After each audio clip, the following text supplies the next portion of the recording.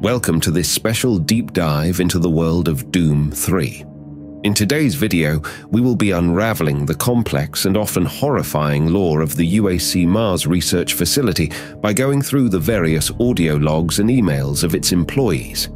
These internal communications offer a vivid, if fragmented, glimpse into the escalating crisis that unfolds in the game.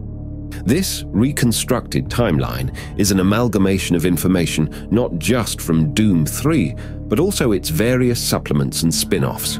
This includes the game's expansion pack, Resurrection of Evil, which continues and expands upon the narrative threads introduced in the main game. Additionally, elements from Doom RPG, an older mobile game, have been integrated into this timeline to provide further context and nuances to the overarching narrative. Finally, insights have been gleaned from the Lost Mission, which is part of the BFG edition of Doom 3. This bonus mission provides additional layers of complexity and depth to the story, filling in some gaps and posing new questions. While Doom 3 offers us a rich tapestry of storytelling elements, it is worth mentioning that the dates and events sometimes contradict themselves within the game's own narrative. As a result, what you will see here is our best effort to create a coherent and chronological timeline of events. Think of it as a personal reconstruction, pieced together from a multitude of sources to offer a comprehensive look at the game's world. So, sit back, grab some popcorn, and prepare to delve into the mysterious and terrifying world of Doom 3. Whether you are a die-hard fan or new to the series, you're in for a treat as we sift through the chaos to find the answers lurking in the dark corners of this iconic game. Let's get started. Founded in 2015 by Thomas Kelleher, the UAC rapidly evolved from a media conglomerate into a powerhouse in sectors like energy, defense, aerospace, and bioresearch. By the year 2025, they mounted their first joint expedition to Mars, establishing themselves as pioneers in space exploration. At this point, the company even acted as a de facto government with vast territories on Earth and a strong influence that extended as far as Washington, D.C. Doom 3 highlights a crucial aspect of the UAC's Mars mission: unlimited funding coupled with the ability to operate outside legal and moral obligations. This provided the UAC with a blank canvas, a Wild West in space, where they could push the boundaries of science without Earth's ethical or legal constraints. The Martian narrative of Doom kicks off in the year 2095 with the start of the Alpha Lab's construction. Promising to pioneer groundbreaking technology, Alpha Labs becomes the cornerstone of UAC's operations on Mars. It is a hub for innovation where scientists and engineers work tirelessly on projects that could redefine the future of humanity. The scope of UAC's operations takes a monumental shift in 2104 when they stumble upon traces of an ancient civilization on Mars. The UAC realizes that they have tapped into something far bigger than they anticipated, and thus begins a new chapter in their Martian endeavor, one centered on archaeological discovery. The archaeological operations reach a climax in 2115 when the UAC uncovers the first underground chamber, leading to what is now known as Site 1. This expansive area, laced with chambers and tunnels, showcases glyphs etched onto its walls.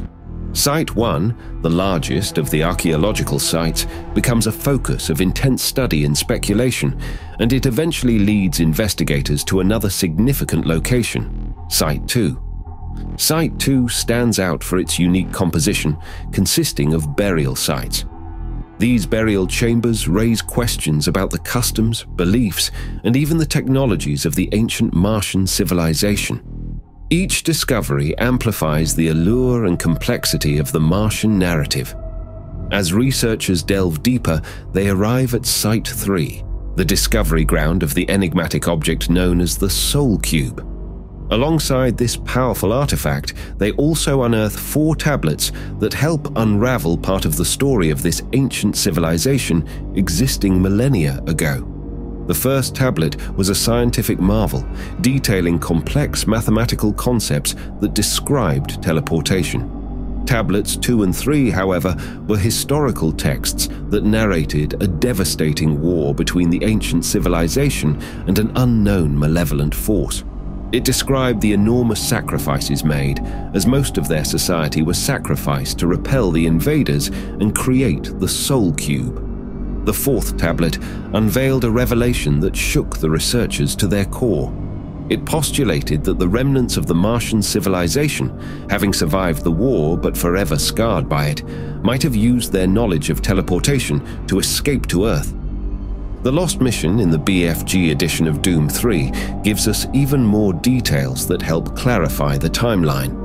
According to this additional material, the UAC actually discovered a non-functioning teleporter in the same year. Armed with the newfound knowledge from the ancient tablets, the UAC took a daring step into the realm of teleportation, led by the ambitious Dr. Betruger. Through reverse engineering, they were able to create a working prototype by the year 2139, codenamed Project Mercury. Project Mercury was quite limited in its capabilities, allowing for only short-distance teleportation and a single test subject at a time. Scientists expected instantaneous teleportation, but to their surprise, there was a variable delay between departure and arrival. The realization both puzzled and intrigued them. The technology was not as straightforward as the mathematical models had suggested. Deciding to push the boundaries further, they escalated their experiments to include a drone. The recorded footage from the drone's journey was mostly uneventful, save for a few frames that captured something unsettling.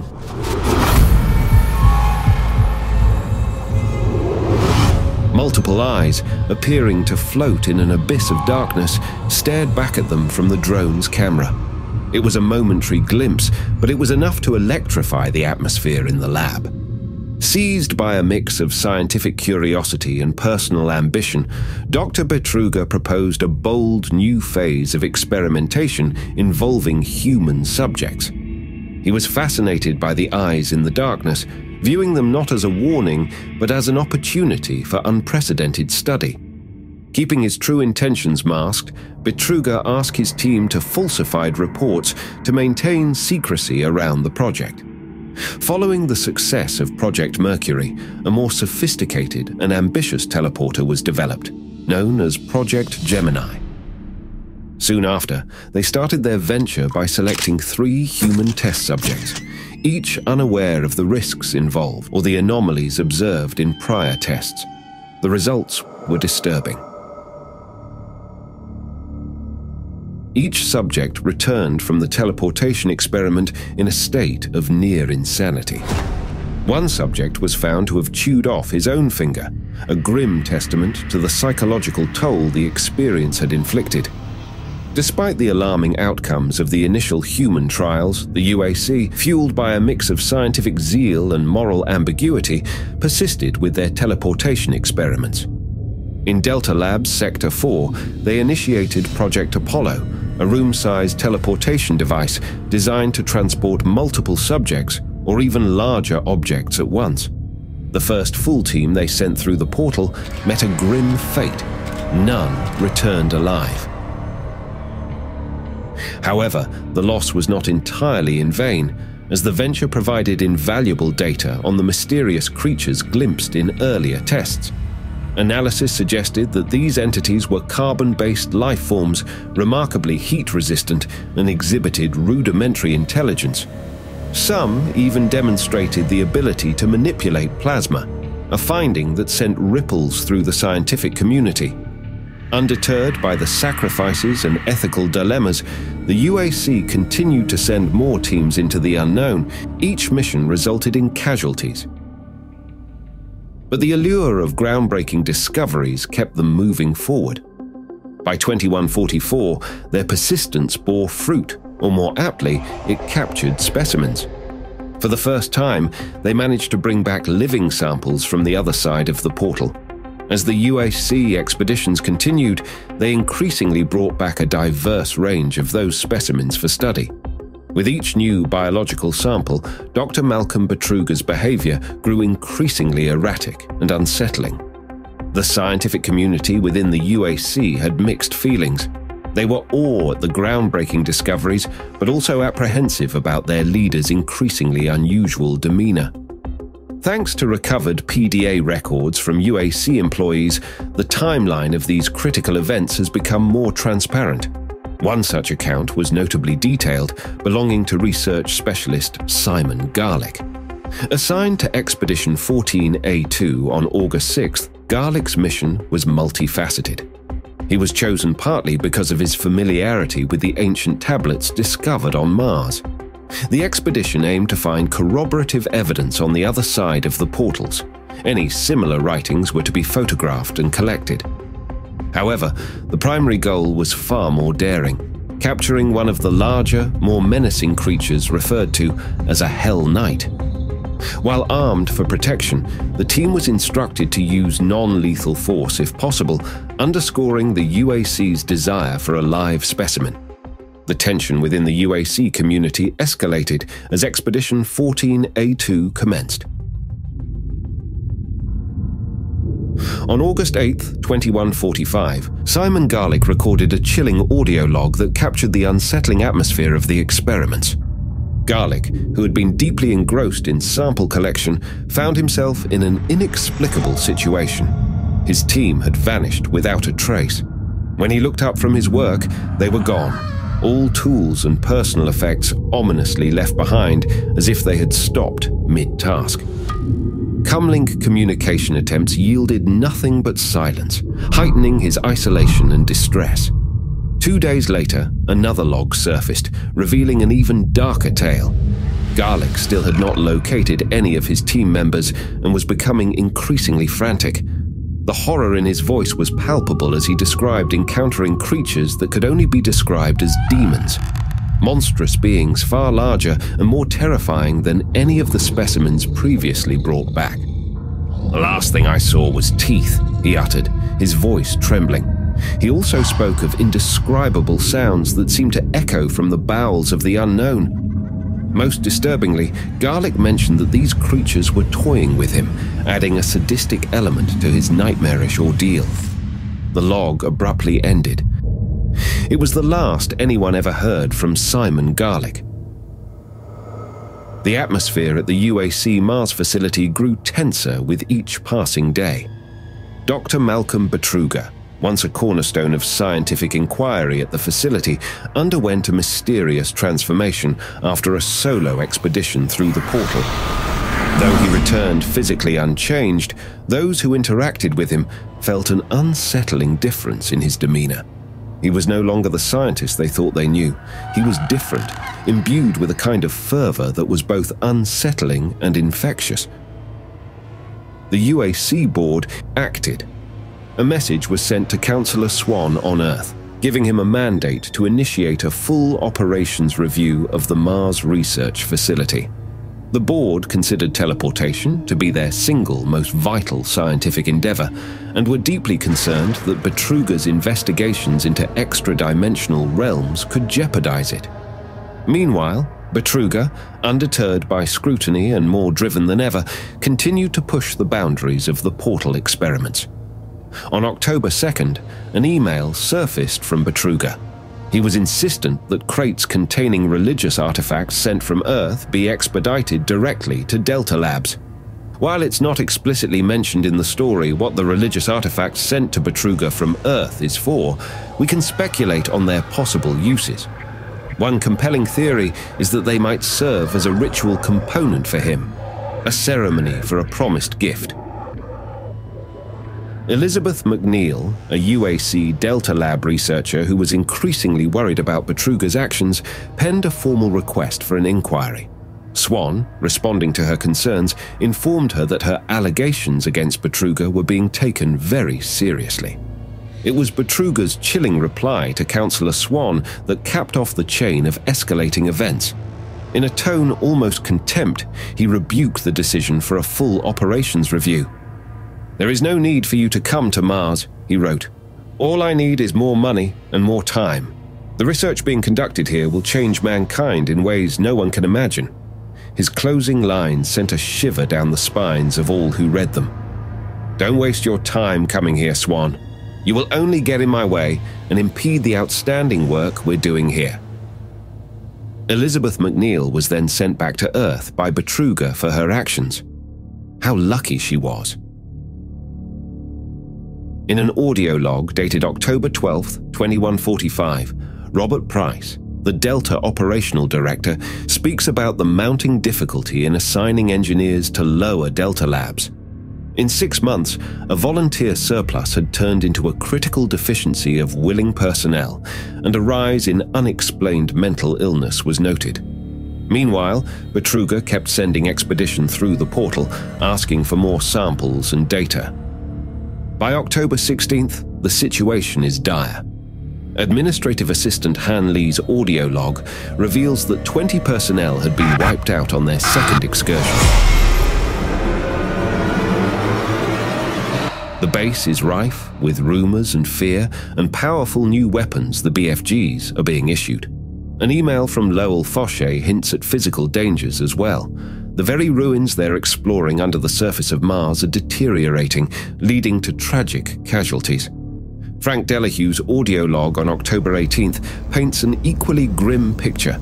Power production is overloaded, parts are failing, and he warns that all hell is going to break loose if things do not improve. If only he knew.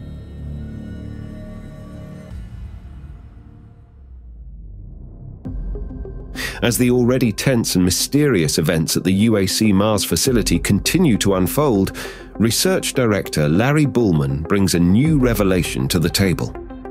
On October 19th, 2145, he records an audio log discussing his research on the Soul Cube.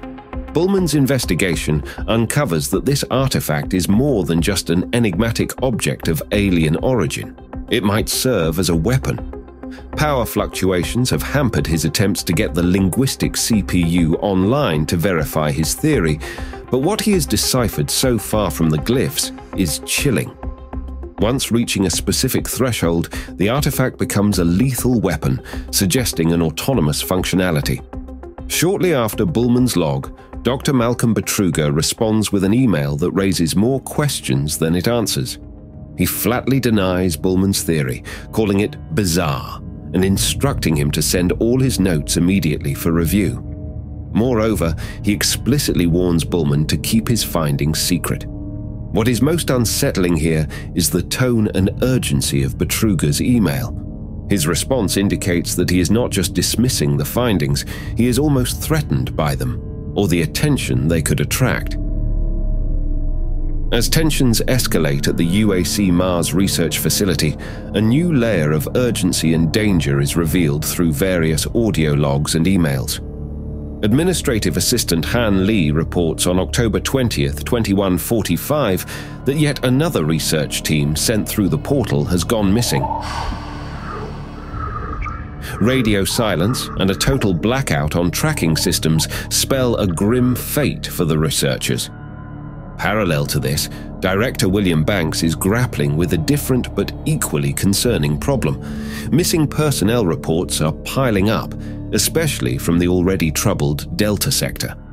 While an investigation is underway, the link between these disappearances and a surge of psychological disorders among personnel is deeply unsettling. Amid these dire circumstances, a cryptic, anonymous email lands in Dr. Bullman's inbox not long after his discovery on the weapon aspect of the Soul Cube, suggesting that his suspicions about the artifact are correct.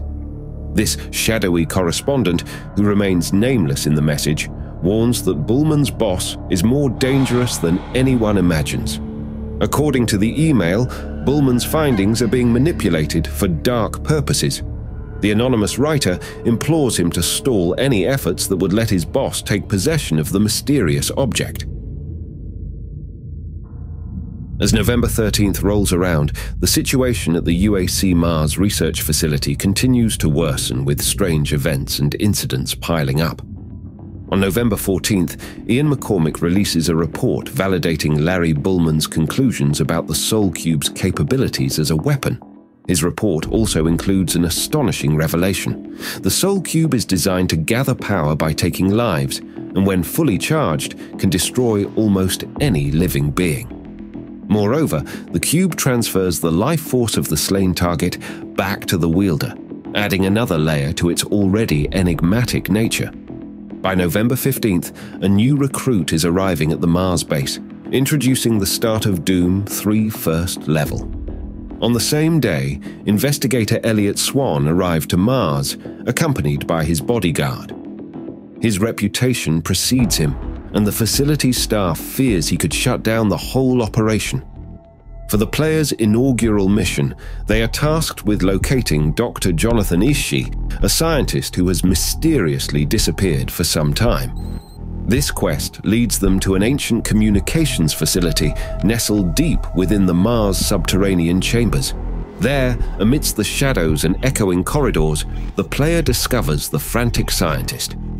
Dr. Ishii urgently implores them to let him relay a warning to Earth before it's too late, cryptically stating this iconic line: "The devil is real. I know. I built his cage." As the ominous weight of his words hang in the air, Betruger is last seen entering the portal with the Soul Cube in hand, unleashing a relentless onslaught of demons upon the Martian base.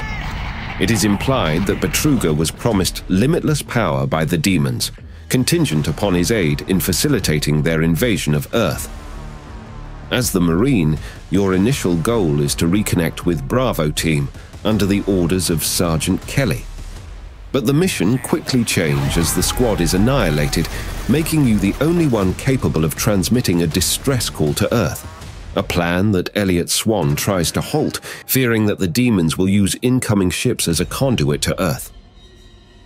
Eventually, after making the decision of transmitting or not the distress call, you find that Kelly has been transformed into a demonic creature. The role of Sergeant Kelly is somewhat ambiguous. It remains unclear whether he was aligned with Betruger from the outset or was merely adhering to standard military protocol in requesting backup from Earth. Nevertheless, he ultimately succumbs to Betruger's malevolent influence, launching an assault on Elliot Swan and his bodyguard, and subsequently appropriating the BFG weaponry. Kelly undergoes a metamorphosis into Sabaoth, a grotesque amalgamation of demon and military tank. In a last-ditch effort, you enter Hell itself to retrieve the Soul Cube, as Dr. Pierce Rogers' final audio log attests to its importance.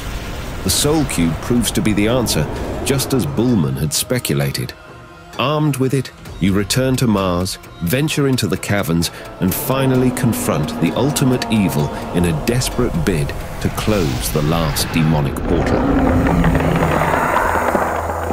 When Earth forces finally arrive at the Mars facility, they find only you, the lone Marine, alive.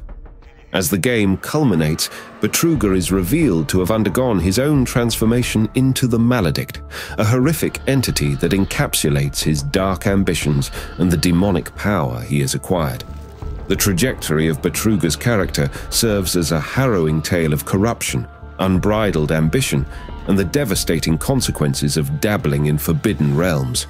The facility is in ruins, and many questions remain, but one thing is clear. The Soul Cube was indeed the key. A weapon left behind by an ancient civilization as a final safeguard, it now stands as a testament to the hubris of playing with powers we do not fully understand. On May 1st, 2146, an orbital probe detected a faint, unidentified signal emanating from the abandoned Mars site complex.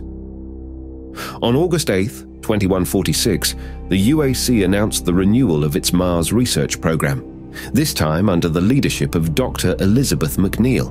Known for her prior warnings about the risks of UAC's experiments, McNeil is chosen to lead the renewed effort. The game begins as the UAC send a team to investigate the source of the signal. Upon their arrival and touching the mysterious artifact, it awakens, creating a portal that allows demons to invade the facility once more. Players are guided by Dr. McNeil as they navigate through the nightmarish circumstances. The artifact is revealed to be more than just a gateway. It also serves as a weapon similar to the Soul Cube, but to be wielded by the demons themselves. As the story progresses, it becomes clear that the only way to end the demonic invasion is to return the artifact back to hell. The game concludes with a high-stakes confrontation between the player and Dr. Betruger in his maledict form. While Betruger is vanquished, the outcome of this climactic battle is left somewhat ambiguous, as the game ends without confirming the survival of either Dr. McNeil or the Marine. And there we have it. While at first glance the story of Doom 3 may appear straightforward, another tale of fighting off demon invasions, it's only when we delve deeper into its intricate lore that the true complexities come to light. From the scattered PDAs to the audio logs and snippets of conversation, it's clear that a considerable amount of effort has gone into building this narrative layer, giving life to the UAC facility, its employees, and the unfolding catastrophe. So, what did you think of the story of Doom 3? Are there elements that still confuse you? Are there aspects or details that you think we've missed? Your thoughts and perspectives enrich the conversation, and we'd love to hear from you in the comments below. Thank you for joining us on this journey through the hidden layers of Doom 3. If you enjoyed this video and would like to see more deep dives into the lore of your favorite games, don't forget to hit the like button and subscribe. Until next time, keep exploring those dark corridors. You never know what stories they might hold.